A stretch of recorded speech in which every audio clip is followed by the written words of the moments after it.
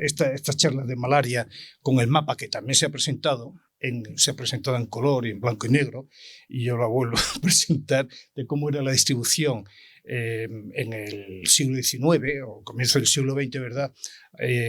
Prácticamente por todo el globo, con la excepción de los casquetes polares, las zonas más frías y las zonas desérticas, y cómo se ha ido reduciendo hasta la distribución actual, que abarca unos 90 países endémicos. Y me gusta hacer referencia a 3 personajes que son absolutamente claves en la historia, de los cuales se ha hablado algunos. Se ha hablado, obviamente, de Manson, Sir Patrick Manson Barr, que descubre por vez primera que un insecto, que un mosquito, puede vehicular un parásito. Y eso cambia dramáticamente la percepción de cómo era la transmisión de las enfermedades. Es un elemento clave en pasar de la teoría miasmática a la teoría contagionista. Y eso es esencial para entender un poco la filosofía del pensamiento en las enfermedades infecciosas. A continuación hay un español que pasa completamente desconocido, se lo atribuyen los norteamericanos, se lo atribuyen los cubanos, que es Carlos Finlay, que es un hispano-cubano, pero que descubre que Aedes aegypti vehicula ni más ni menos que una viriasis, la fiebre amarilla, 9 años antes de que se describiera la primera enfermedad vírica, que es, ya que estamos en esta zona, la enfermedad en mosaico de la hoja del tabaco. Pero bueno, es Ivanovsky en 1889 quien descubre esta enfermedad vírica, que son la diferencia entre virus filtrables y no filtrables, que era el concepto de cómo se clasificaban las bacterias, que luego supimos que eran virus, y que hasta 1933 o 31, no recuerdo bien, no se visualizan hasta que no se descubre o se desarrolla el microscopio electrónico. Y ese es Carlos Finlay, que hace su descubrimiento de Aedes aegypti, fiebre amarilla, ni más ni menos que 17 años antes de la independencia de Cuba. Y si no, al menos España debería dedicarle un desagravio por la ignorancia en la que o el olvido en el que lo hemos tenido. El tercer personaje es, que obviamente se ha mencionado a Grassi, y el que se lleva los laureles, de hecho se lleva el premio Nobel, es Ronald Ross, que en 1897, ya terminando el siglo XIX, describe el ciclo de plasmodio dentro de donceles.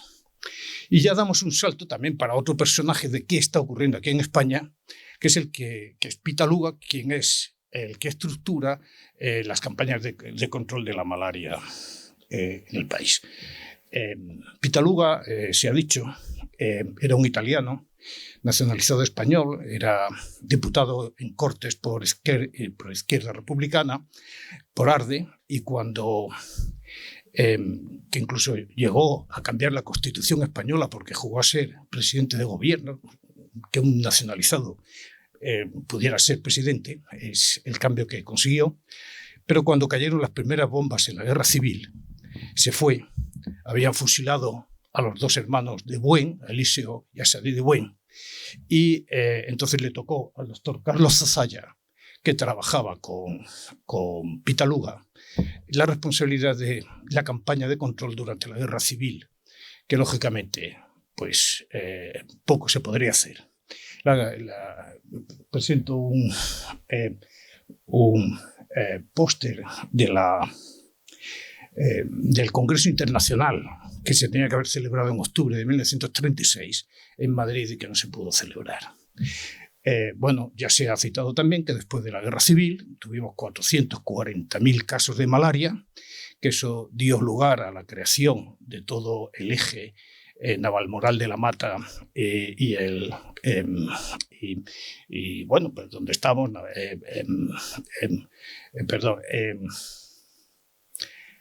de Robledo, en la comarca de la Vera, el campo, no, quería decir Campo Arañuelo, pues todo este eje es el que desde el momento de que termina la Guerra Civil se va estructurando, pasan unos años hasta que se estructura con el doctor Lozano como director del mismo, hasta su muerte.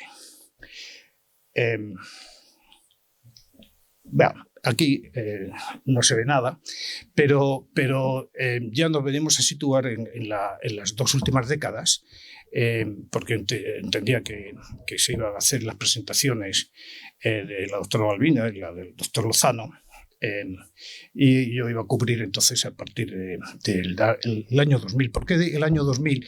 Bueno, porque parece que hay un cambio de conciencia.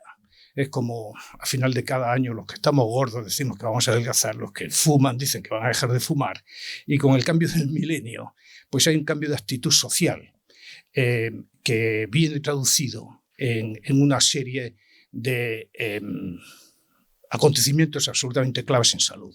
El primero es que Naciones Unidas declara los objetivos de desarrollo del milenio, que persiguen la reducción de la pobreza en un 50% para el 2015.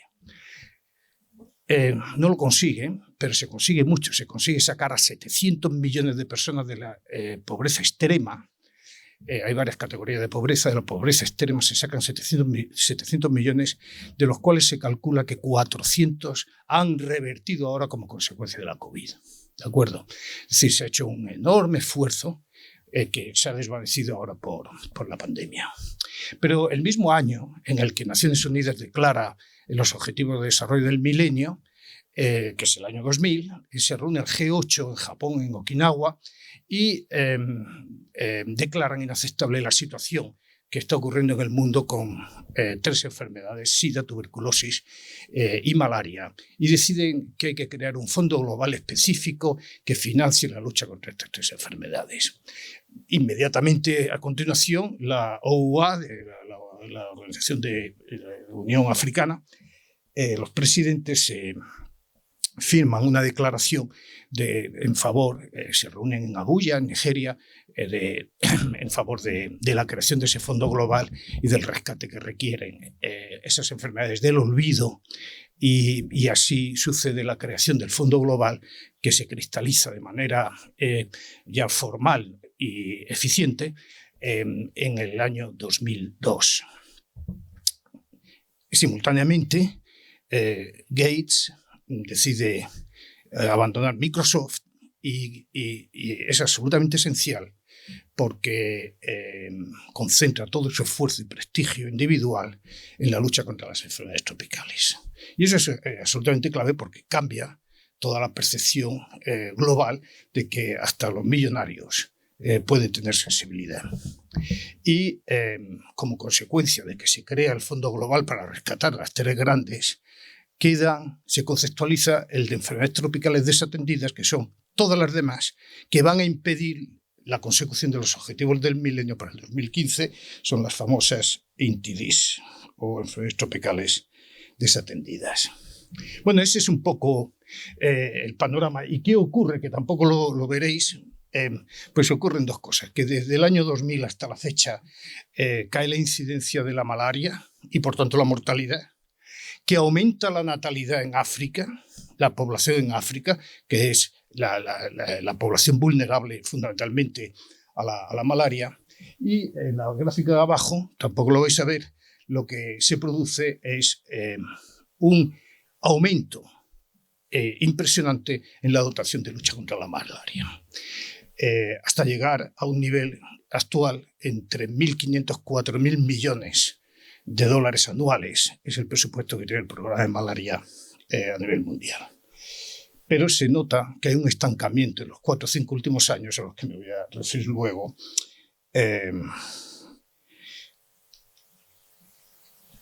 Y la consecuencia de la inversión que se va haciendo en golpes que todos hemos oído hablar, son golpes, en cualquier caso, iniciativas que tratan de movilizar las sensibilidades políticas, las sensibilidades de los financiadores y las sensibilidades del empoderamiento que tienen que hacer las poblaciones.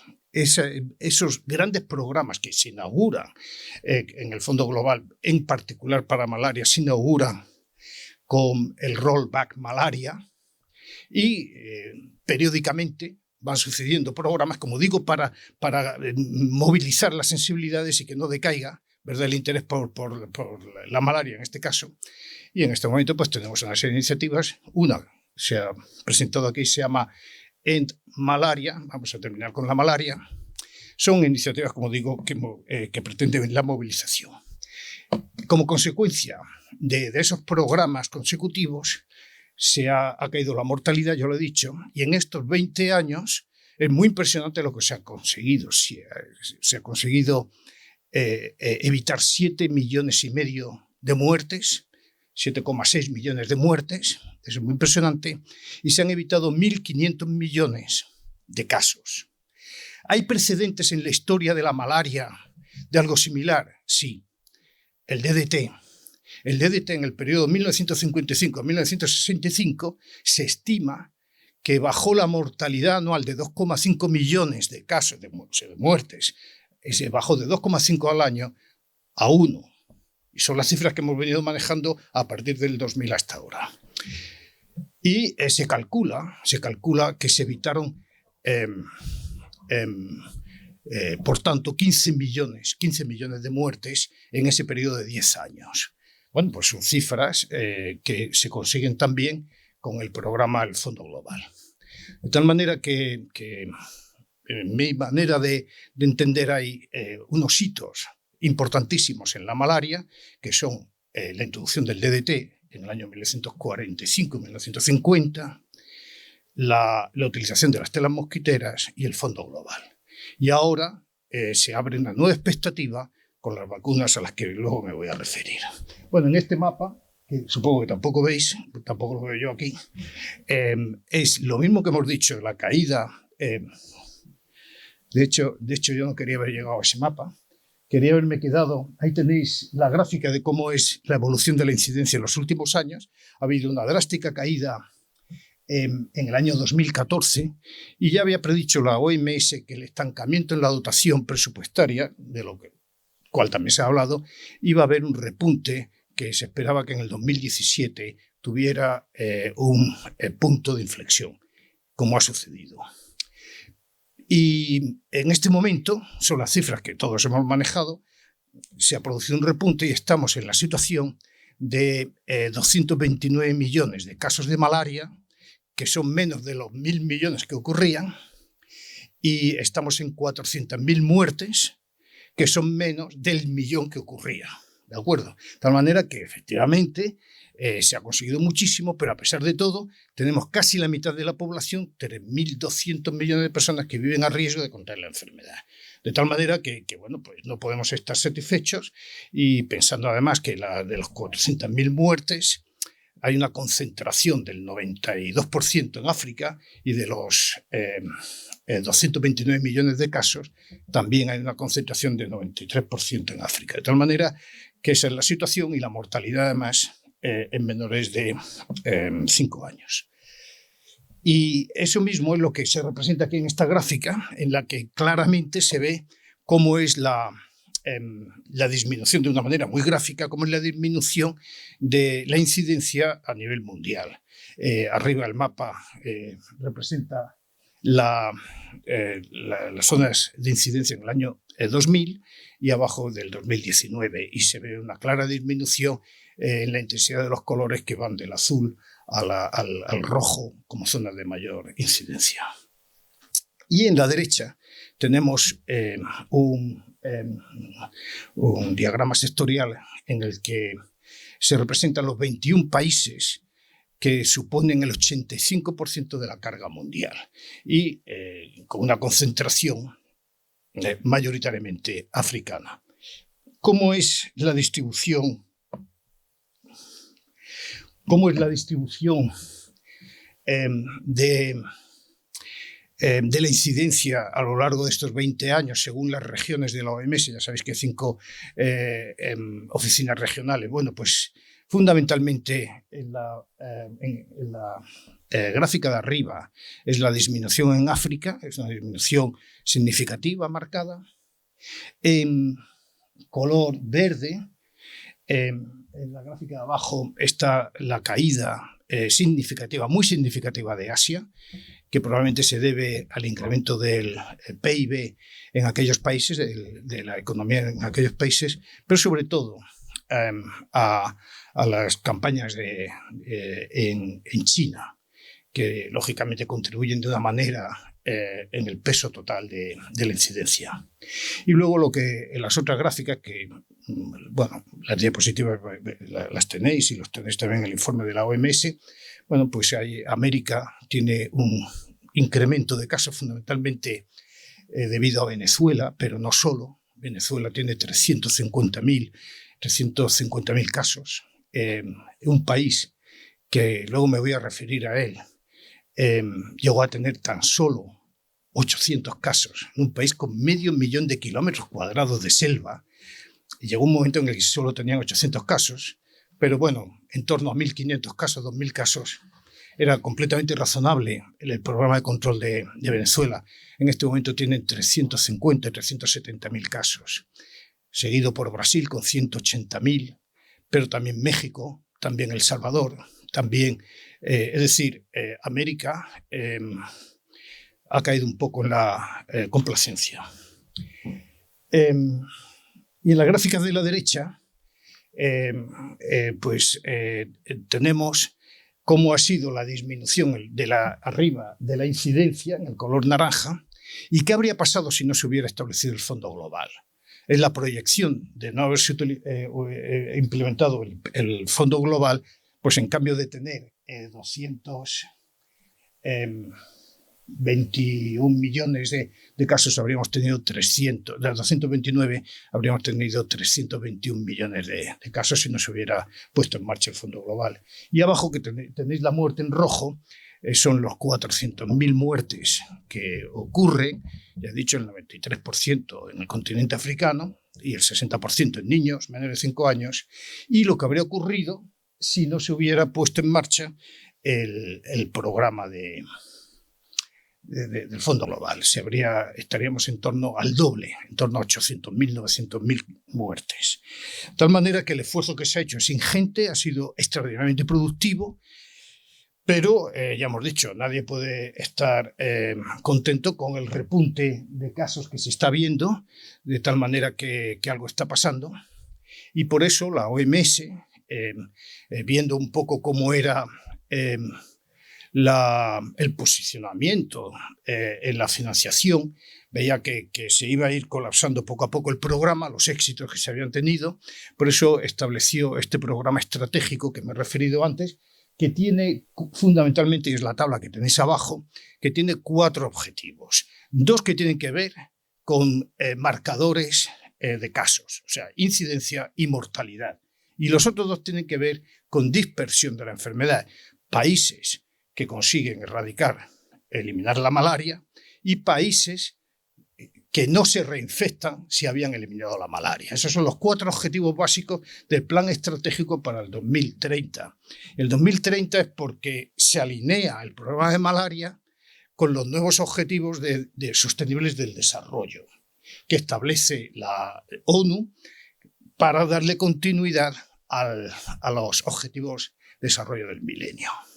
Bueno, pues en ese alineamiento se van haciendo evaluaciones cada 5 años y ya vemos que hay 2 éxitos y 2 fracasos. En los objetivos que se trazan para el 2020, que ya se han evaluado, se ve que ni la incidencia se ha reducido en lo que se había pretendido, ni la mortalidad se ha reducido tal y como se había previsto.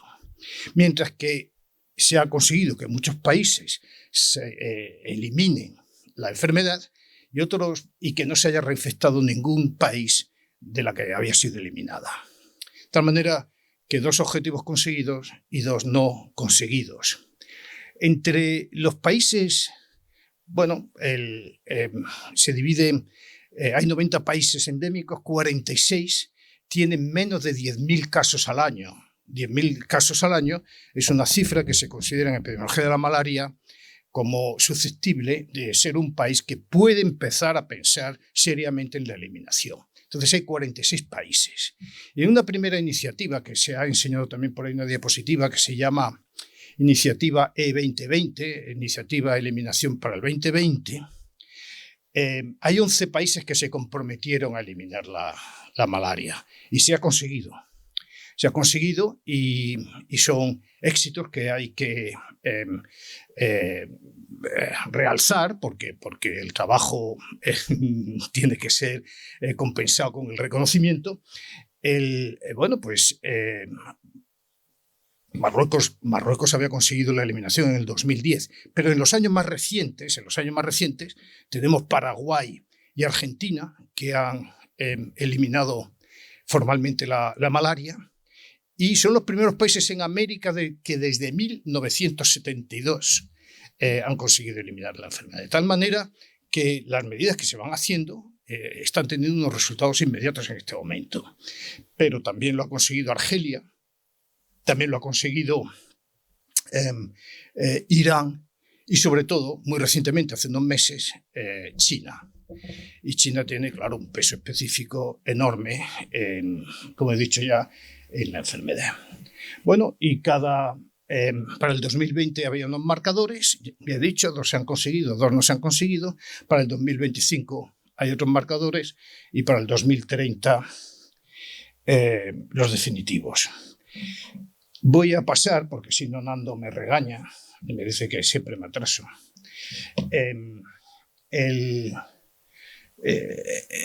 Ha mencionado, creo que ha sido Marta Moreno, que los países que hay 21, de ellos 20 en África y 1 es la India, que reúnen el 70% de la carga de enfermedad en el planeta, son los que se consideran de alta carga. Y si se había hecho un documento que es la iniciativa de eliminación 2020 para los que podían, que es un club, que no lo he dicho, que empieza como 11 países y en este momento se van sumando y probablemente se va a conseguir que esos 46 países alcancen la eliminación en el 2030. Si esa es la situación, la parte más optimista del problema, la más pesimista es la de estos 21 países que reúnen el 70% de la carga de enfermedad. Y para ellos hay un programa muy bien diseñado, muy agresivo, que eventualmente conseguirá algún resultado. Fundamentalmente tiene que ver con la mejor orientación de los programas país a país, del compromiso político y de una respuesta mucho más coordinada de lo que actualmente está ocurriendo. Los 2 países que se llevan la palma son Nigeria y la República Democrática del Congo. Bueno, las estrategias de control se ha citado, son fundamentalmente para la protección del individuo frente a las picaduras y para eso ya tenemos las telas impregnadas en mosquiteras, más las técnicas que Marta ha mencionado y hay otras que no se han mencionado como son la manipulación génica de los vectores, que habría sido muy interesante que quizás para el año que viene se haga una sesión específica. Y los rociamientos intramurales. Son las medidas que tratan de interceptar el contacto del mosquito con el humano. Y luego, el otro método de control, puesto que el humano es el reservorio del parásito, es tratar al enfermo cuanto antes, y para eso están los métodos diagnósticos de los que hemos oído hablar ahora mismo, la perfección de esa metodología, como un elemento clave en el diagnóstico precoz de los enfermos. No pienso solo en la curación del enfermo, sino en la interrupción de la cadena epidemiológica. De tal manera que es diagnóstico precoz, tratamiento precoz, para evitar la transmisión. Y además tenemos el tratamiento, la quimioterapia profiláctica. La quimioprofilaxis que se da es el famoso tratamiento intermitente que se da en mujeres embarazadas en zonas altamente endémicas, y protección de los bebés recién nacidos y en las zonas de alta endemicidad con transmisión marcadamente estacional, también el tratamiento intermitente se da en niños menores de 5 años. De tal manera que esas son las herramientas que tenemos del control. Pero ya hemos oído que ni el diagnóstico es perfecto, ni el tratamiento es perfecto porque vemos la reincidencia, ni es perfecta las telas mosquiteras, y a pesar de que el esfuerzo ha sido realmente ímprobo, por ejemplo, en telas mosquiteras se ha pasado de un 20% de población que utiliza telas mosquiteras en África, de familias que utilizan todos en la tela mosquitera, se ha pasado de un 20% a un 40%. Eso es, desde el punto de vista logístico y financiero, realmente una enormidad. Se calcula que un 50 o un 60% de las casas tienen al menos una tela mosquitera. Bueno, pues todo eso está muy bien, pero es insuficiente. Entonces, si eso ocurre con el tratamiento, con las telas mosquiteras, si la cobertura con los insecticidas está llevando al desarrollo de resistencias, si el tratamiento también desarrolla resistencias y solo un 22% de las mujeres embarazadas están utilizando el tratamiento intermitente, si a pesar de todo el esfuerzo estamos todavía en esas cifras, ¿qué hay que hacer para llegar a una cobertura del 100%? He dicho que el programa de malaria en el 2000 estaba en 3.000 millones. Este año parece que andan alrededor de los 4.000 millones, pero se estima que para el 2030, si queremos que todas estas piezas del puzzle cubran la protección deseada, se necesitan del orden de 9.000 millones de dólares. Y entonces esto es una escalada. Bueno, a los que trabajamos en enfermedades de la pobreza no nos parece unas cifras astronómicas, pero en malaria también. Y entonces, aunque hay campañas periódicas de refinanciamiento del programa, realmente los países no responden tal y como estaban previstos. De tal manera que las herramientas que tenemos son limitadas, son las que he puesto en la diapositiva anterior. Hay limitaciones de desarrollo de resistencias, de falta de implementación, etcétera, etcétera, que hace que los programas se vayan agotando literalmente, y la falta de resultados conduce fundamentalmente a dos problemas. La fatiga de los donantes, que dicen, bueno, esto ya está bien, y la falta y la pérdida de compromiso político. Pero es que eso es una situación bidireccional. Es decir, la falta de compromiso y la fatiga de los donantes hacen que los resultados se lentezcan. Y el no conseguir los resultados a tiempo hace que los donantes y los políticos también se cansen. Y esto a los que nos ha tocado hacer gestión de programas a nivel global, realmente es el gran peligro. Que perdamos el compromiso político de los grandes donantes es tanto como mandarnos a casa a todos. Entonces, pero no es una cuestión exclusivamente de dinero, que lo es. Bueno, aquí tenéis en la diapositiva de la izquierda, que veis, es año a año esas columnas, que no ha habido un aumento significativo de la financiación. Y por colores tenéis el azul en la inversión en medicamentos, en verde la inversión en investigación básica, en amarillo la inversión en vacunas. Lo digo para los que trabajáis en otras áreas, que sepáis que el dinero no está en diagnóstico, no, el dinero está en investigación básica para entender cómo es la patogenia y por tanto establecer medidas específicas, desarrollo de medicamentos y desarrollo de vacunas. Bueno, lo importante es que hay una estabilización en el financiamiento, y lo que es más grave todavía, y es en la gráfica de la derecha, que no sé si veis, o ya no veis, o yo ya no veo, dos hechos esenciales. Uno, en el color morado, ¿se ve? No, es que yo no veo nada. En el color morado es el dinero que ponen los países. Y como veis, hay una estabilidad absoluta. No hay un compromiso por parte de los países en aumentar la financiación en malaria, a pesar de que el PIB está subiendo en muchos países africanos y en muchos países asiáticos. Pues los países no se comprometen de acuerdo a su PIB. Y son ellos los que tienen el problema, no lo tenemos nosotros. Y el segundo bloque, que son las en color marrón, es el dinero que pone Estados Unidos. El dinero que pone Estados Unidos, que siendo muy loable el esfuerzo que hace, es mayor que el que hacen los países, lo cual es francamente llamativo. Y es extremadamente peligroso porque eso crea una monodependencia de un solo país en la gestión de un programa.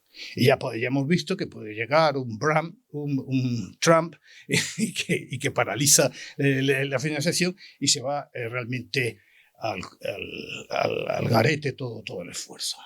Entonces, estancamiento del dinero, monodependencia de un solo financiador, fundamentalmente de un solo financiador, y la falta de compromiso, como digo, de los países endémicos. Y entonces, ¿es un problema exclusivamente de dinero? No, también es de innovación. Y yo creo que básicamente, aquí estáis gente que os dedicáis a la investigación fundamental. Hay un trabajo en PLOS Medicine que es esencial, porque es el análisis de lo que se requiere en investigación en los distintos campos, que ya me he referido en la diapositiva anterior, de medicamentos, de investigación básica o de vacunas, etc. Es una descripción exhaustiva de cuáles son las necesidades para cada una de las etapas en un programa que va desde la fase preparatoria, la fase de ataque, la fase de consolidación y la fase de mantenimiento hasta llegar a la fase de erradicación de la enfermedad. Entonces hay un análisis pormenorizado que yo os invito a leer y paso inmediatamente a la siguiente. Y obviamente, y creo que para el año próximo se debería incluir también, es un análisis de las vacunas. Se ha pasado de manera superficial, y yo también lo voy a hacer porque no es el tema de la charla, la necesidad de vacunas. ¿Por qué vacunas? Bueno, ya he dicho que hay una serie de hitos que realmente han hecho cambiar el panorama. El DDT, las telas mosquiteras y el Fondo Global. Y lo único que puede cambiar hoy por hoy el panorama es el desarrollo de vacunas. ¿Y las vacunas por qué? Bueno, pues en la gráfica de abajo tenéis que dentro de las intervenciones en salud pública, la que consigue alcanzar la mayor cobertura es precisamente la inmunización. Y eso lo hace porque los niños son fácilmente inmunizables, por decirlo de alguna palabra, y se llega casi al 90% de toda la población con los programas de inmunización frente, y son las líneas que hay abajo, frente a otros programas como puede ser el de saneamiento medioambiental o como puede ser los programas de, de tratamiento de tuberculosis o del SIDA, etc. De tal manera que hoy por hoy la medida más coste efectiva y que tiene mayor alcance en el porcentaje de población cubierta son las vacunas. Bueno, esos ya son elementos suficientes como para pensar que en malaria realmente hay que trabajar en vacuna. Y dentro de las vacunas, que aproximadamente hay en este momento 11 candidatos en fase 1, fase 2, y hay cada año del orden de una docena de nuevas propuestas para evaluar candidatos por...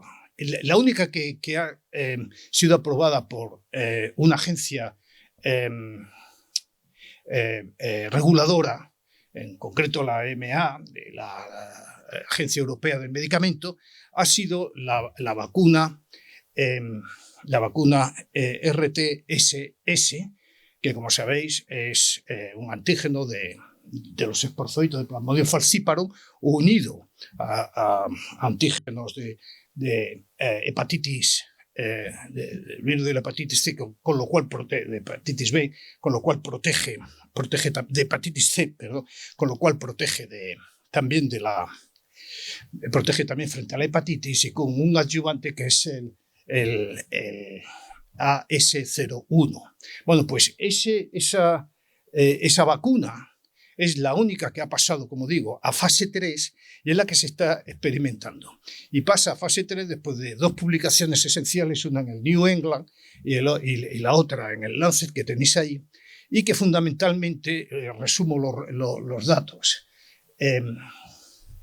4 de cada 10 casos de malaria se evitan con la vacuna, 3 de cada 10 evitan la malaria grave, la malaria severa, o qué sé yo, pues el 40%, se evita el 40% de las hospitalizaciones.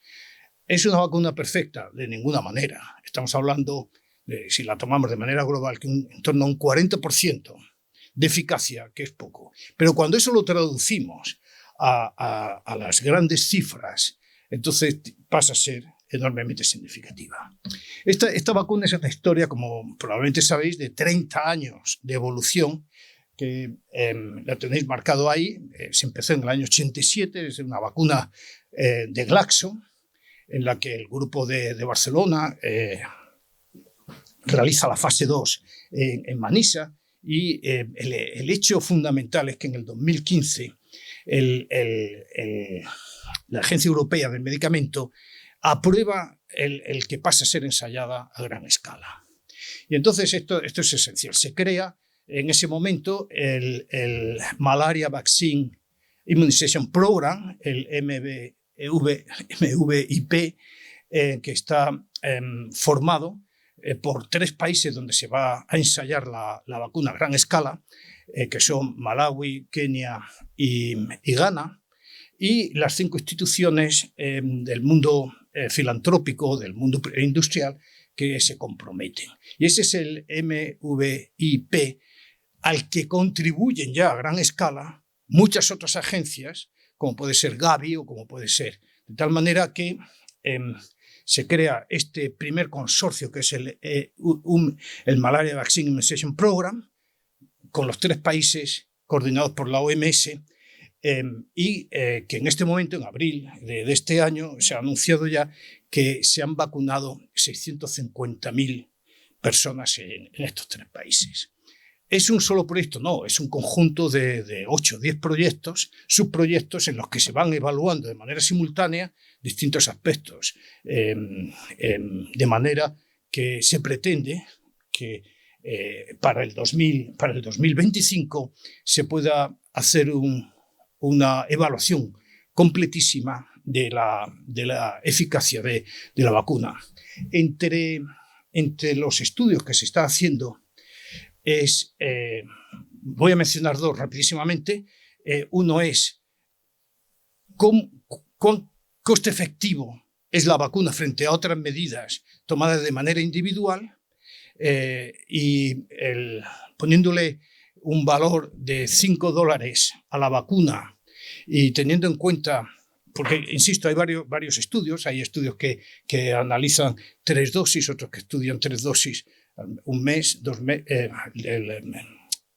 el día 0 de un mes, 2 meses, eso es una rama. Otro estudio incorpora una 4ª dosis de recuerdo a los 18 meses, etc. Bueno, pues poniendo $5, 4 dosis, y teniendo en cuenta un concepto que en salud pública seguro que conocéis, es los años de vida saludables perdidos por discapacidad, se calcula que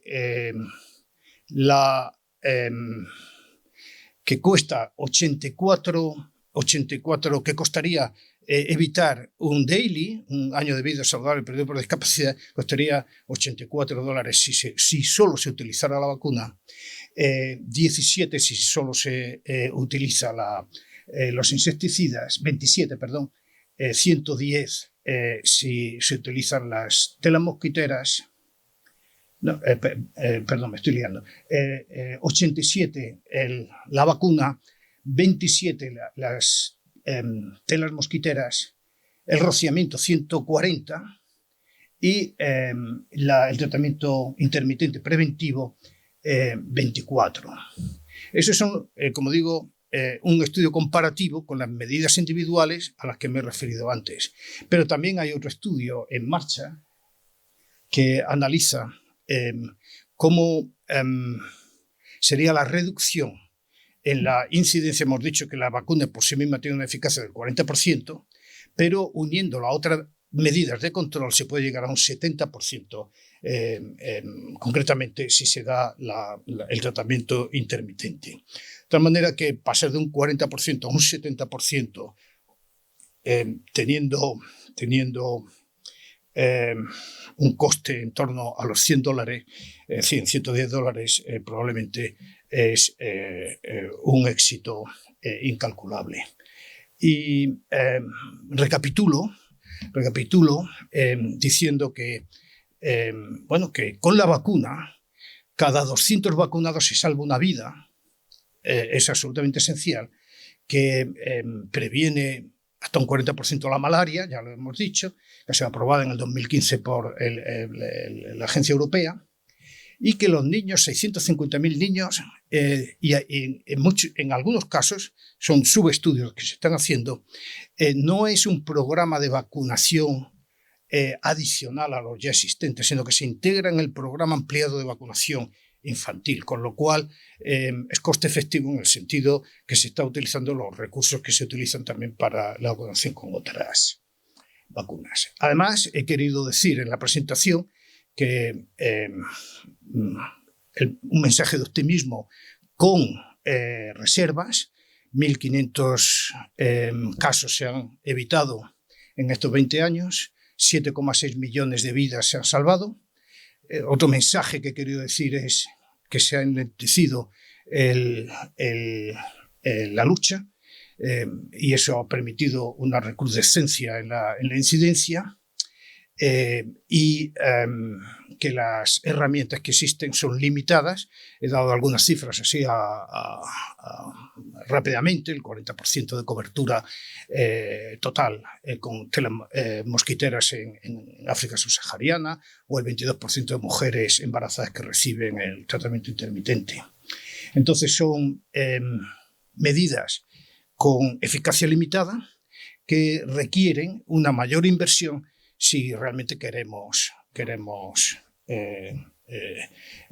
cambiar un poco el panorama, pues como lo hizo el DDT, las telas mosquiteras o el Fondo Global. Y si empezaba mi charla haciendo un recordatorio a una serie de personajes, bueno, este ha tirado la toalla como yo. Este ya no trabaja hoy. Así, voy a terminar también con el recordatorio de otros personajes mucho menos conocidos. El primero es Arnoldo Gavaldón, que es un gran malariólogo venezolano, que en 1945 de manera fraudulenta introdujo el DDT. El DDT se había utilizado en la fiebre de las trincheras en la Segunda Guerra Mundial en Italia. Y él, sabedor de ese dato, introdujo de manera, como digo, irregular el DDT en Venezuela. Hizo un programa piloto en el estado de Carabobo, y la eficacia demostrada frente a los mosquitos anopheles fue espectacular, tanto que en muy pocos años se propagó por todo el mundo. De tal manera que es Arnoldo Gavaldón el primero que utiliza el DDT frente a la malaria en Venezuela. Y en 1945. En 1949, Emil Boyd escribe un tratado de malaria espectacular en 2 tomos, que tenemos en la foto con los 2 tomos, que los tenemos en Majadahonda. Escribe ese tratado, que es soberbio, y además habla de los resultados del DDT. Y en el Congreso Internacional de Malaria, otro malariólogo potente, se llamaba Paul Russell, militar, cogiendo los 2 libros y agitándolos enfrente de su cara, dijo en el Congreso, era en Washington, en 1949, dijo: les presento estos 2 volúmenes como lápidas en la tumba de la malaria. Bueno, fue tan impactante ese dato que la Asamblea Mundial de la Salud, en 1954, declara la malaria como enfermedad erradicable en 1954, que era erradicable. Los malariólogos empiezan a buscar trabajo en otras enfermedades porque se acababa el panorama de malariológico y la Asamblea Mundial de la Salud, después de una serie de acontecimientos que no voy a entrar ahora, en 1969 se pliega ante la evidencia de que la malaria no es erradicable. Entonces, ese fracaso que supuso un enorme impacto psicológico en salud, solo se alivió, por cierto, con los éxitos de la vacuna de la viruela en 1970. Ese fracaso del DDT o esa euforia seguida del fracaso, ojalá no sea la euforia y fracaso que a lo mejor tenemos con las vacunas. Es decir, vamos a ir tomando todo con prudencia, es el conjugar todas las medidas de control de una manera inteligente y tratar así ir paliando la enfermedad.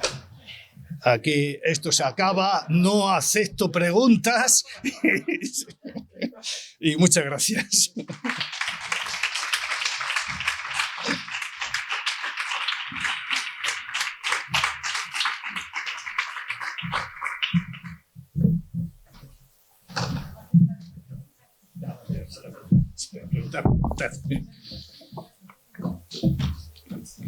Sí, por favor. Sí, claro.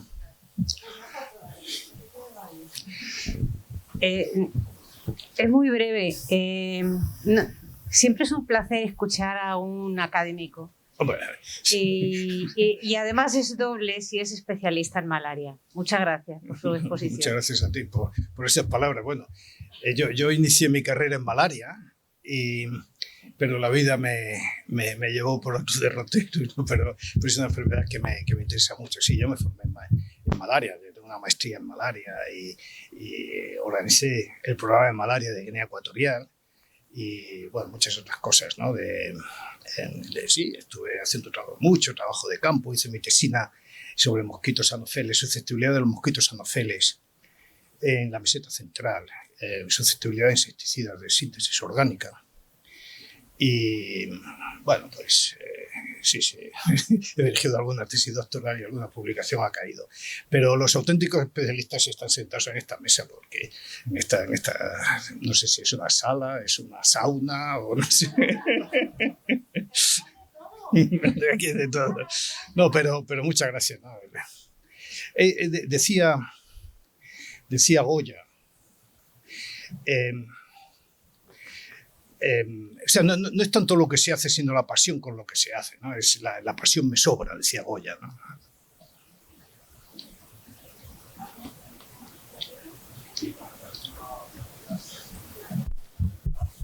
Por la presentación.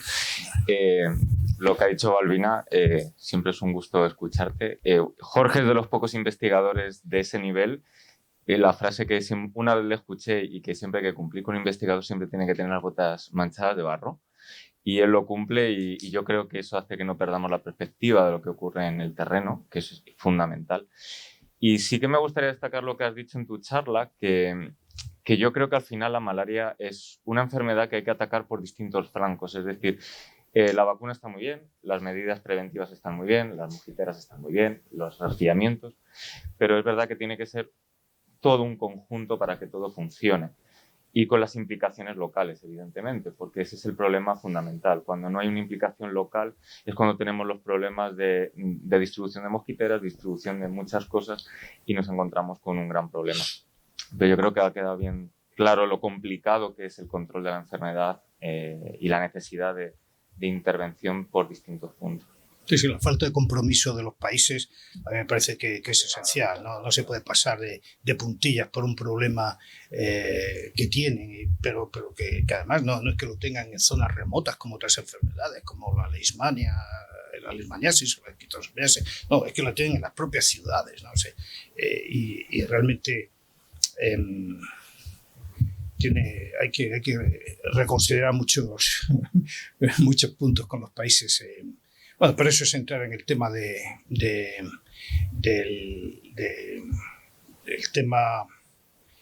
tema de eterno, ¿no? De quién es merecedor de ayuda, ¿no?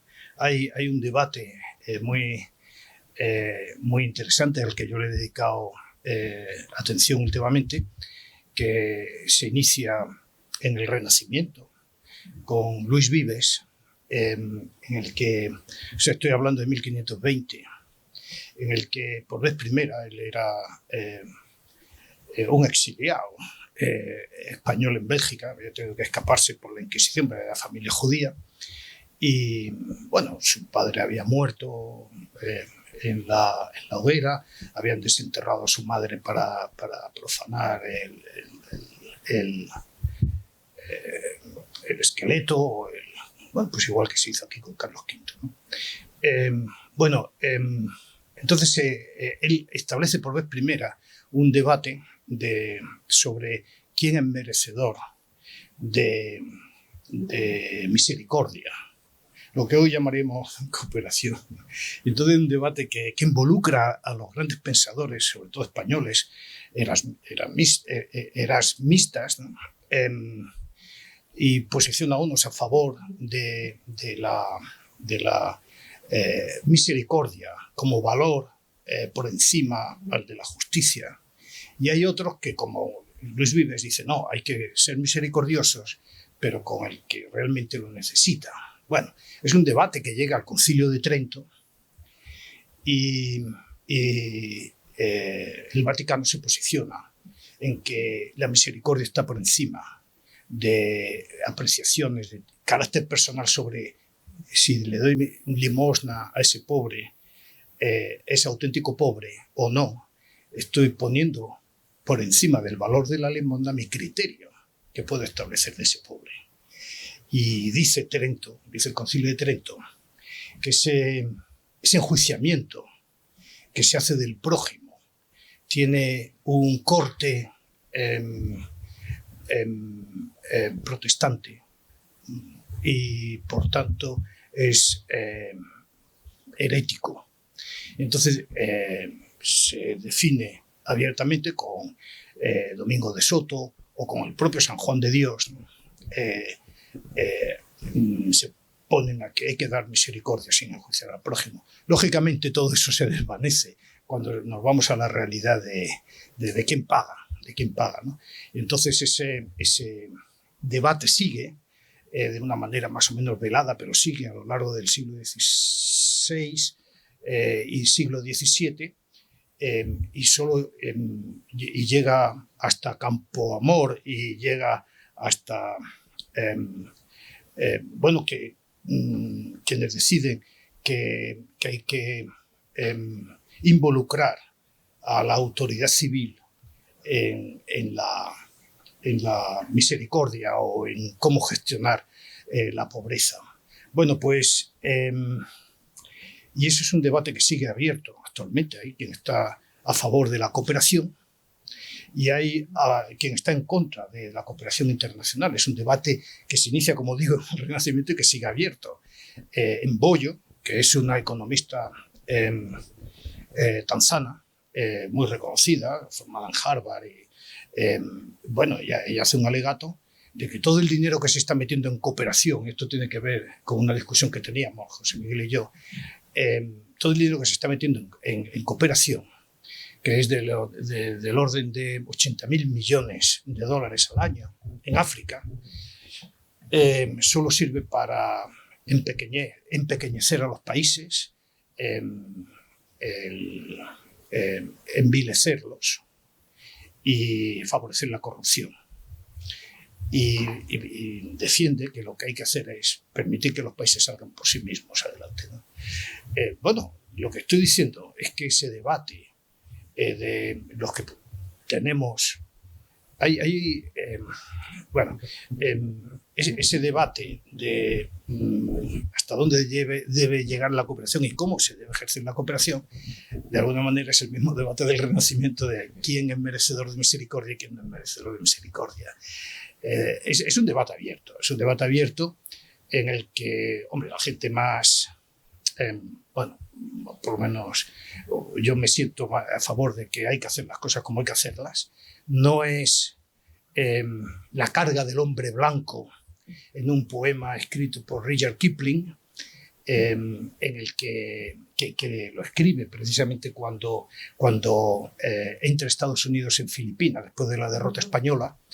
Es un poema potente de la responsabilidad moral que tienen los países que como en este caso Estados Unidos, entra en responsabilidad moral hacia la población, ¿no?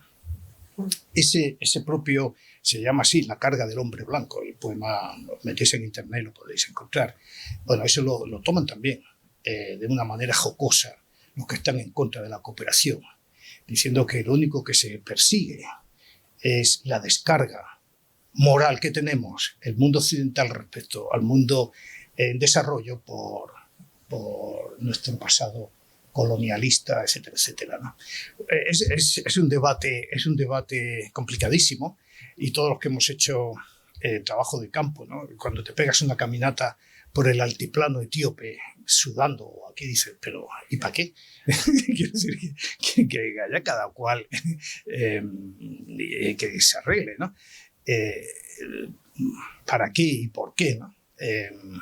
Pero yo creo que la solidaridad es un valor que ejemplariza a las sociedades más civilizadas, ¿no? Y lo único, estoy de acuerdo contigo, que tú hiciste varias insinuaciones en tu presentación, y luego lo que hay que hacer es que sea una cooperación noble y bilateral, y donde se empodere los países y nosotros acompañamos a los países, no es lo contrario, ¿no? Pero todo esto es una cuestión filosófica, ¿no? que está en plena evolución. Hay docenas y docenas de tratados de filósofos, de políticos que están y de pensadores, ¿no? Y economistas que están. Piketty, que tiene ese tocho insufrible, ¿no? del nuevo capital, ¿no? Que es un bestseller, como sabéis, en economía, pues es de lo que dice que lo que hay que hacer es poner un impuesto mundial de los países ricos frente a la pobreza, ¿no? O sea que el debate tiene 1000 ángulos y merece mucho la pena, no solo, y lo digo ya por la gente joven, estar pensando en el gen, que está muy bien, o hay que pensar en la dimensión amplia del problema, ¿no? Bueno, ya está bien. Bueno, una cosilla, perdona, que estoy totalmente de acuerdo contigo, y bueno, los que trabajamos en cooperación, mi opinión es que no es no cooperación o sí cooperación, sino hay que buscar una buena cooperación y no una mala. Por ejemplo, Haití, por ejemplo, es un ejemplo claro de que las cosas no se han hecho bien. Y una vez me dijo alguien en Etiopía que la buena cooperación es que cuando el cooperante se va, todo sigue funcionando. Claro. Es decir, es una transferencia del conocimiento, que al final lo que buscamos es que los que están aprendan contigo y todos los proyectos funcionen. Entonces, eso sería la buena cooperación. Es ayudarles, pero cuando tú te vas, que todo funcione.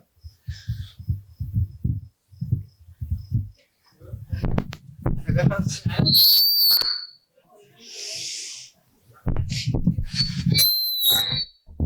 No. ¿Ahora? Yo vale. no era. Yo sabía que yo no era. Dos cuestiones muy rápidas y muy sencillitas. ¿Tú crees que realmente se puede considerar un país libre de malaria a un país como Malasia, que tiene 3.500 casos anuales de Plasmodium knowlesi en humanos? No knowlesi.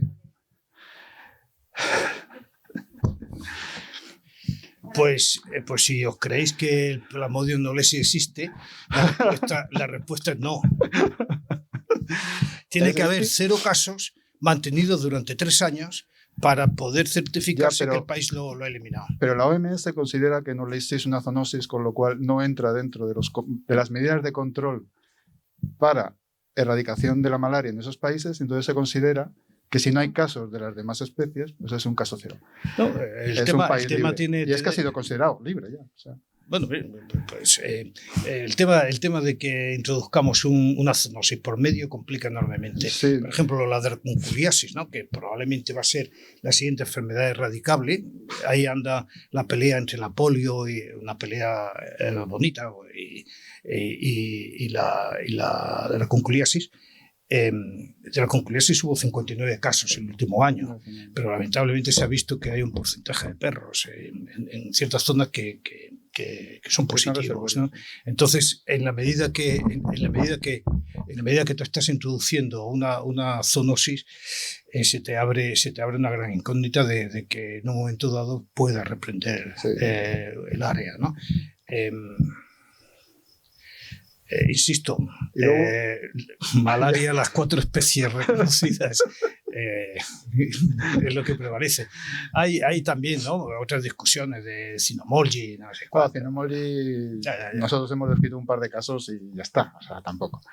Y la segunda es un poco lo que está ocurriendo ahora con el coronavirus, ¿no? La vacuna, la velocidad que se han aprobado las vacunas para coronavirus.